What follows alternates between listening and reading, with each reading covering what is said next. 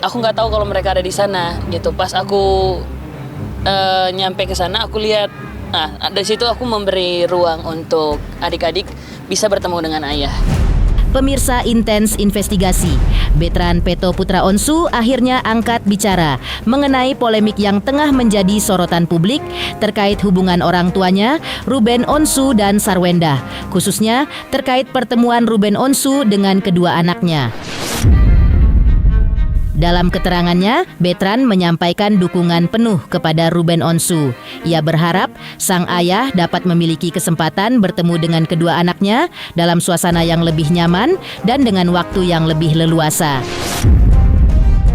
Betran juga mengaku cukup terkejut saat mengetahui Sarwenda membawa kedua anak mereka untuk bertemu Ruben Onsu di bandara, tepat sebelum Ruben berangkat menunaikan ibadah umroh. Lantas, benarkah menurut Betran momen tersebut bukanlah waktu yang ideal karena pertemuan berlangsung sangat singkat? Benarkah akan lebih baik jika pertemuan dilakukan setelah Ruben menyelesaikan ibadah umrohnya? Benarkah saat pertemuan tersebut Betran sempat tegur-teguran dengan Sarwenda dan juga sang adik Wendy? Lalu, benarkah Betran juga meminta maaf kepada sosok yang merasa disakiti olehnya? Pemirsa, bersama Intens Investigasi, kami hadirkan kabar terkini, terpercaya, dan teraktual. Tetapi sebelumnya, jangan lupa untuk like, subscribe, dan juga share channel YouTube ini.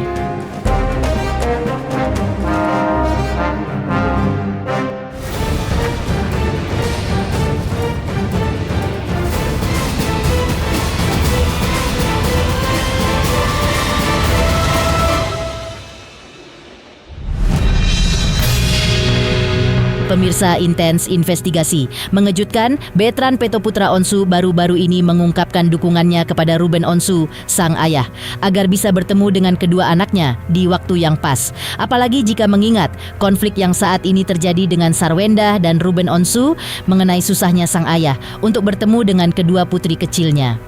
Betran juga mengungkap kemunculan Sarwenda untuk menemui kedua anaknya dengan Ruben saat di bandara ketika sang ayah mau berangkat umroh adalah hal yang tidak ia duga sebelumnya. Betran menyebut hal tersebut agak kurang tepat dan seharusnya bisa dilaksanakan seusai Ruben pulang umroh. Maka seperti inilah ungkapan Betran Peto Putra Onsu. Aku kemarin itu waktu di sana, waktu kemarin Bunda dan adik-adik samperin, itu di luar dugaanku karena aku nggak tahu kalau mereka ada di sana gitu. Pas aku nyampe ke sana, aku lihat, dari situ aku memberi ruang untuk adik-adik bisa bertemu dengan ayah gitu. Dan aku say hi kok sama Bunda, halo Bunda gitu. Aku tatap-tatapan juga, Aunty Wendy lihat aku juga lihat Aunty Wendy. Begitupun juga adik-adik. Gak ada interaksi apa-apa Gitu, nggak ngobrol banyak di sana. Urusan ayah, itu urusan ayah. Aku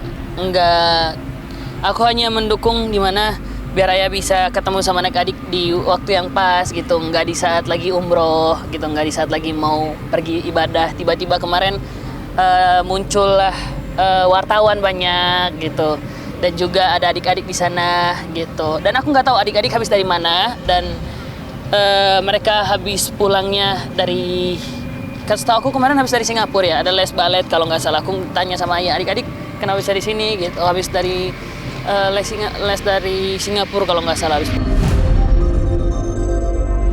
kurang tepat ya waktunya ya, Nyo? Bisa dibilang gitu menurutku. Nanti kalau misalkan ayah habis pulang dari umroh, mungkin bisa ajak ayah untuk ketemu.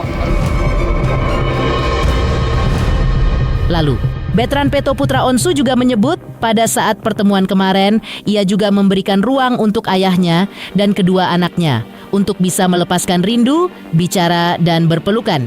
Menurut Betran, ia tidak ingin mengganggu momen tersebut karena menilai kebersamaan antara ayah dan anak merupakan hal yang penting. Oleh karena itu, ia memilih untuk memberikan kesempatan agar mereka dapat menghabiskan waktu bersama dengan lebih leluasa. Tak hanya itu, Betran juga mengungkapkan bahwa suasana pertemuan berlangsung dengan baik. Ia mengaku sempat saling bertegur sapa dengan Sarwendah dan juga sang adik, Wendy. Meski tidak banyak berbincang, Bitran mengatakan komunikasi yang terjalin dalam pertemuan itu berjalan dengan baik. Baginya, keharmonisan dan komunikasi yang baik menjadi hal yang penting demi menciptakan suasana yang nyaman bagi semua pihak. Nah, dari situ aku memberi ruang untuk adik-adik bisa bertemu dengan ayah gitu, dan aku sih hai kok sama bunda. Halo bunda, gitu. Aku tatap-tatapan juga. Nanti Wendy lihat aku juga lihat nanti Wendy. Aku udah berusaha untuk, aku juga pengen semuanya adalah baik-baik aja. Aku kan nggak nyenggol bunda, gitu. Di postingan kan aku nggak ada nyenggol bunda. Tante dan iya. Oh, nggak, aku nggak minta maaf. Ada di posisi itu menurutku ya mau gimana, nggak bisa ngomong apa-apa juga. Tapi aku berusaha untuk, aku lihat Cici, aku lihat Nia, mereka senyum ke aku juga senyum ke mereka. Tapi aku ngelihat mata ayah juga kaget ngelihat mereka di sana. Jadi aku memberi ruang untuk dimana ya ini waktunya ya untuk bisa peluk adik-adik gitu. Di sisi lain, Betran Peto Putra Onsu juga mengklarifikasi terkait postingan yang ia tujukan kepada sosok tante. Menurutnya, postingan tersebut ditunjukkan untuk membela sang ayah, yaitu Ruben Onsu. Ia juga ungkap kalau dirinya juga mengenal karakter adik-adiknya. Dalam ungkapannya, Betran juga meminta maaf kepada sosok yang merasa disakiti olehnya. Meski ditegaskannya, sebelum dirinya memposting sudah berpikir terlebih dahulu, serta meredakan emosinya agar moodnya tetap bisa terjaga. Sedangkan perihal postingannya mengaku sempat ditampar, Betran enggan terlalu menanggapinya. Dirinya menyebut untuk permasalahan itu bisa dibahas di lain waktu. Selain itu, ia juga mengungkap bahwa sang ayah Ruben Onsu mengaku kaget pada saat mengetahui dirinya ditampar oleh sosok sang tante. Enggak, aku enggak cerita-cerita kayak ya. Aku ketik dan aku kumpulin redain emosi dulu, baru berpikir dan juga mikir ngetiknya. Juga kemarin juga harus biar moodnya juga bagus gitu. Karena kan kemarin juga aku semua itu pembelaan diriku kan gitu. Jadi aku membela di mana ya aku ngomong yang sesuai aja gitu, nggak mau dilebih-lebihkan. Ya dia kaget aja. Untuk urusan itu boleh, itu next aja. Itu yang lain ya. Aku juga ngerasa bahwa ya karena emang aku yang kenal karakter adik-adikku kan gitu sih. Untuk masalah itu kan sebenarnya semoga ini aku juga berharap udah cepat selesai lah. Aku juga pengen ini semuanya cepat selesai. Dan kemarin juga karena emang akunya juga saking pengen ngejaga ayahnya, jadi mungkin aku minta maaf juga untuk yang merasa bahwa aku menyakiti hatinya. Untuk semuanya juga untuk yang kemarin itu. Betran Peto Putra Onsu juga mengakui bahwa dirinya dekat dengan Jordi Onsu, adik Ruben. Tetapi sejauh ini memang belum pernah berkomunikasi lagi. Ia mengaku terakhir berkomunikasi di hari ulang tahunnya. Lalu, saat ditanya mengenai perseteruan antara Ruben Onsu dan Jordi Onsu, Betran mengaku tidak mengetahuinya dan tidak mau ikut campur dalam masalah tersebut. Meski begitu, ia berharap agar semuanya baik-baik saja dan cepat selesai masalahnya. Dan sang paman agar selalu diberikan kesehatan oleh Tuhan. Maka seperti inilah ungkapan Betran Peto Putra Onsu. Oh, aku sama uncle tuh, ya aku dekat sama uncle gitu. Cuman sejauh ini nggak kontekan sama uncle gitu. Terakhir komunikasi kapan tuh? Kapan? Waktu ulang tahunku. Uncle ngajak makan, terus aku bilang, ya pas uncle ajak makan aku lagi ada di mana waktu itu ya? Setahu aku ada kerjaan deh, atau lagi ngerayain birthday gitu. Oh nggak tahu. Itu ditanya gini aku nggak tahu itu, nggak mau ikut campur. Pokoknya aku doain semoga cepat selesai untuk masalahnya dan uncle sehat-sehat terus. Selanjutnya, setelah membawa kedua anaknya bertemu Ruben Onsu menjelang keberangkatan umrohnya, Sarwendah buat laporan polisi usai merasa dicemarkan nama baiknya. Benarkah kedatangannya ke kantor polisi untuk melaporkan beberapa akun serta menyerahkan bukti berupa screenshot dari media sosial? Halo, saya Denny Darto yang mengucapkan selamat untuk Intens Investigasi yang road to 4 juta subscribers, luar biasa, dan ini semua berkat dukungan kalian yang terus menyaksikan dan setia untuk menonton Intens Investigasi dan tayangan saya di kanal ini. Terus saksikan Intens Investigasi di 5 juta, 6 juta, 7 juta subscribers dan seterusnya. Terima kasih, sampai jumpa.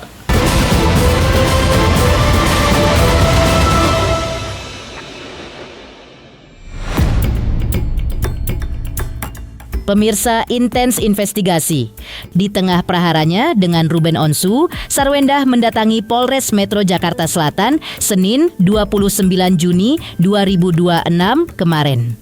Kedatangannya untuk membuat laporan polisi terkait dugaan pencemaran nama baik dan fitnah yang ditujukan kepada dirinya melalui media sosial. Didampingi oleh tim kuasa hukumnya, mereka melaporkan sejumlah akun media sosial yang diduga telah menyebarkan informasi yang dinilai tidak benar dan merugikan nama baik Sarwendah. Kuasa hukum Sarwendah menjelaskan bahwa laporan tersebut dibuat sebagai bentuk upaya hukum untuk melindungi hak dan nama baik kliennya. Menurutnya, berbagai unggahan yang beredar di media sosial telah menimbulkan dampak negatif, baik terhadap kehidupan pribadi maupun citra Sarwendah di hadapan publik.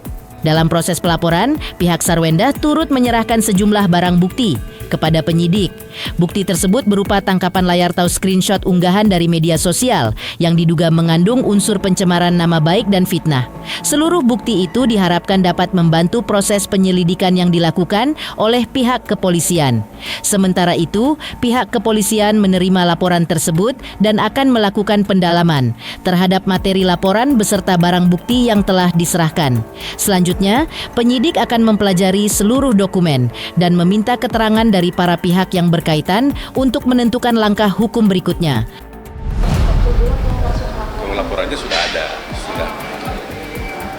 bukan baru pertama kali ke sini Sarwendahnya. Berarti laporan yang lalu. Untuk laporannya sudah lalu. Sudah. Sebentar ya.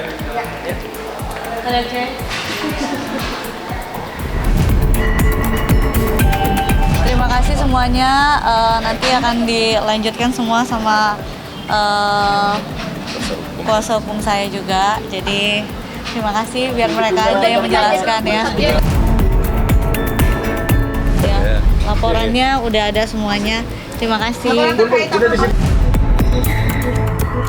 Jadi kehadiran kita hari ini di sini bukan baru yang pertama kali ya. Jadi hari ini kita datang menyerahkan bukti tambahan aja. Sudah ada laporan polisinya. Buktinya itu kan screen video dari akun-akun yang diduga mencemarkan nama baik, melakukan fitnah. Ada berapa? Fitnah yang paling besar. Ada lebih dari satu, Pak. Jadi kita melaporkan beberapa akun media sosial yang diduga mencemarkan nama baik dari Ibu Sarwendah dan juga ada fitnah di sana. Jadi kita sudah buat laporan polisi, sudah ada. Sarwendah juga sudah diperiksa, diambil keterangannya, dan hari ini datang ke sini agendanya menyerahkan bukti tambahan. Ini salah satu akunnya. Sejauh ini ada berapa akun, Bang? Ada beberapa, lebih dari satu akun.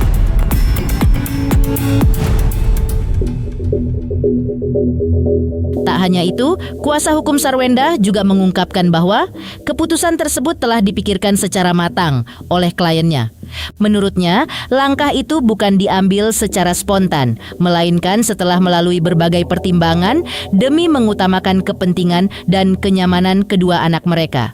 Ia menjelaskan bahwa salah satu alasan utama di balik keputusan tersebut adalah untuk melindungi kedua anak dari dampak negatif media sosial. Karena itu, setiap langkah yang ditempuh telah melalui diskusi panjang dan mempertimbangkan berbagai aspek termasuk kondisi keluarga serta masa depan kedua buah hati. Lebih lanjut, ia menyebut keputusan tersebut juga telah mendapat dukungan dari keluarga besar. Menurutnya, seluruh anggota keluarga memahami alasan di balik langkah yang diambil Sarwendah dan sepakat bahwa perlindungan terhadap anak-anak harus menjadi prioritas utama. Pertimbangannya karena yang disampaikan di dalam satu itu fakta yang sebenarnya ada fitnah, ada pencemaran nama baik, dan itu sangat merugikan Ibu Sarwenda sendiri, keluarganya, dan juga anak-anaknya. Jadi tindakan diambil Ibu Sarwenda ini sudah dipikirkan dengan matang-matang, sudah diskusikan dengan keluarga besarnya, karena ini menyangkut nama baik keluarga besar juga, terutama ibunya, Ibu Nanai. Jadi ini kan di media sosial ya, jejak digital itu kan susah untuk dihilangkan. Jangan sampai nanti itu mengganggu perkembangan anak-anak. Intinya fitnah-fitnah itu ya berkaitan dengan itu. Tetapi kami di sini tim kuasa hukum ini, itu kami tidak masuk ke dalam permasalahan Ibu Sarwenda dengan mantan suaminya. Kami hanya terlibat dalam melaporkan akun-akun itu. Jadi untuk permasalahan Ibu Sarwenda dengan mantan suaminya itu ditangani oleh tim khusus untuk Bang Kris dengan Bang Simon ya, kuasa hukum yang lain. Selanjutnya, terkait Sarwendah mendatangi Komnas Perempuan dan juga KPAI mendapat sorotan dari mantan pejabat tinggi kepolisian sekaligus praktisi hukum, Inspektur Jenderal Polisi Purnawirawan Ricky Sitohang. Lantas, benarkah menurutnya itu adalah hal yang sah buat setiap warga negara dalam mencari keadilan? Lalu, benarkah juga jika Ruben Onsu benar-benar melanjutkan proses gugatan hak asuh ke pengadilan, kemungkinan peluangnya untuk menang sangatlah besar? Halo, saya Denny Darto yang mengucapkan selamat untuk intens investigasi yang road to 4 juta subscribers, luar biasa, dan ini semua berkat dukungan kalian yang terus menyaksikan dan setia untuk menonton intens investigasi dan tayangan saya di kanal ini. Terus saksikan intens investigasi di 5 juta, 6 juta, 7 juta subscribers, dan seterusnya. Terima kasih, sampai jumpa.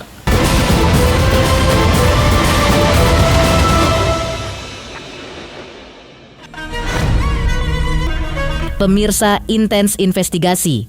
Sementara itu, pada Kamis 20 Juni 2026 lalu, Sarwendah mendatangi Komisi Nasional Anti Kekerasan Terhadap Perempuan atau Komnas Perempuan, serta Komisi Perlindungan Anak Indonesia atau KPAI. Langkah yang ditempuh Sarwendah itu kemudian mendapat tanggapan dari mantan pejabat tinggi kepolisian sekaligus praktisi hukum, Inspektur Jenderal Polisi Purnawirawan Ricky Sitohang. Ia menilai bahwa tindakan tersebut merupakan hak sah setiap warga negara yang ingin mencari keadilan melalui jalur resmi yang tersedia. Di sisi lain, isu yang turut mencuat dalam pemberitaan ini adalah mengenai potensi sengketa hak asuh anak. Nama Ruben Onsu ikut disebut dalam konteks pembahasan tersebut, mengingat dinamika rumah tangga yang sebelumnya menjadi perhatian publik. Menurut Ricky Sitohang, apabila Ruben Onsu benar-benar melanjutkan proses gugatan hak asuh anak ke pengadilan, maka peluang hukumnya dinilai cukup terbuka.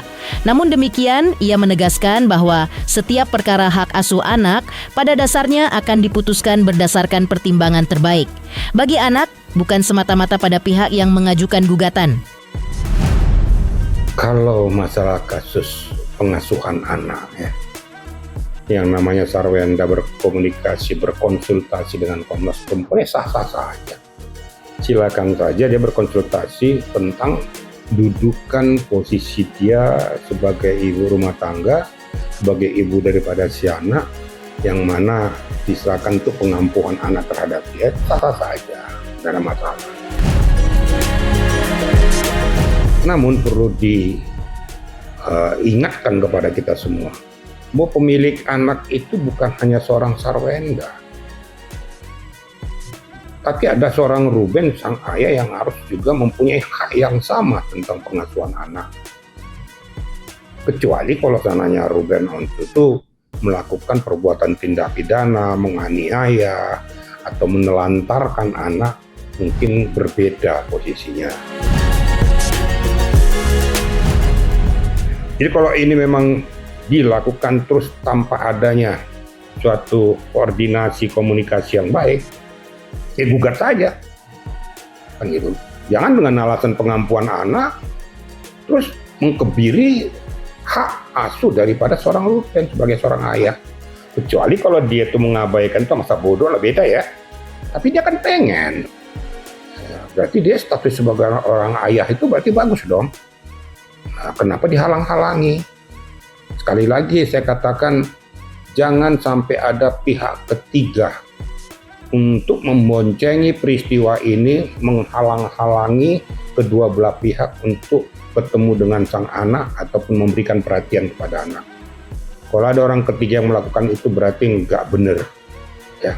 Berarti dia itu menangguk di air keruh, ya, berdiri di kubangan untuk mencederai orang lain. Nah, kita sebagai seorang yang sudah dewasa berpikir waras lah. Ya, jangan menari-nari di atas penderitaan orang lain. Kita lihat perkembangannya. Ya boleh-boleh saja, sah-sah saja ya. Namun langkah itu kan tidak berdampak hukum. Itu kan himbauan kepada KPAI untuk melakukan koordinasi dengan pihak Sarwenda agar ingat bahwa itu tidak dimiliki oleh satu pihak, cuma itu. Ya kalau memang itu juga dihalangi, tidak diberikan kesempatan, ya digugat aja. Kalau digugat ke pengadilan dengan hak asuhnya, saya yakin pasti menang. Tidak ada seorang salah satu pihak mempunyai hak penuh terhadap si anak tersebut. Itu yang saya katakan tadi, kecuali tadi apakah itu salah satunya apa dia itu terpidana atau pelaku narkoba atau menelantarkan atau tidak ada perhatian pada si anak mungkin, atau menganiaya si anak sehingga si anak tidak memperoleh suatu kasih sayang yang penuh. Tapi faktanya kan terbalik.